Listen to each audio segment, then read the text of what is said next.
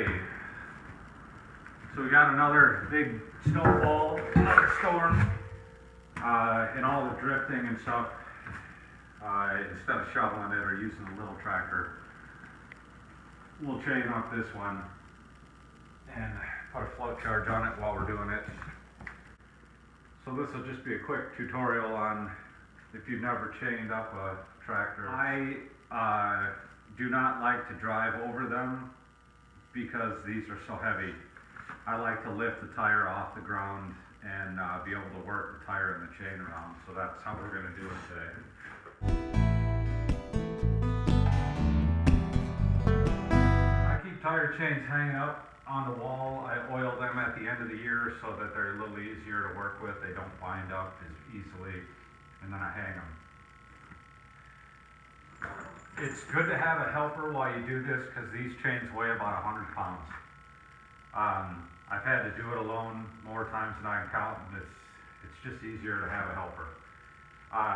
So when I put the chains on, I put them on with the links facing out here on the ends. The rolled over edges are facing up and the flat side of the links are facing into the tire. I can get you a close up of that.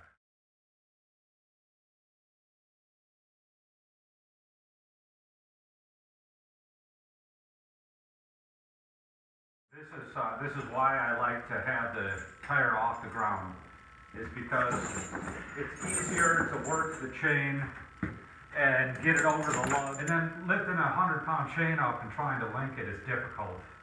Doing it this way with the tire off the ground, you just pull the ends together and clip them. This is the connection end of the chain here. So the idea is, and I know this one has to go at about the third link here, you put your connector through like this, roll it under, and then this sliding part here hooks in like so. So that's your finished connection. I also put a piece of wire on here so that as the tire rotates, this doesn't come loose.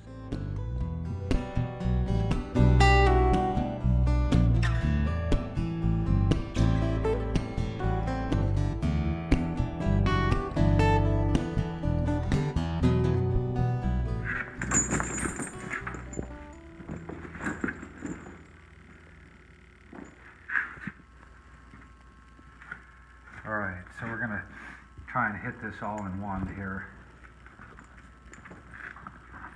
So make a V in the wire. My hands are getting really cold here.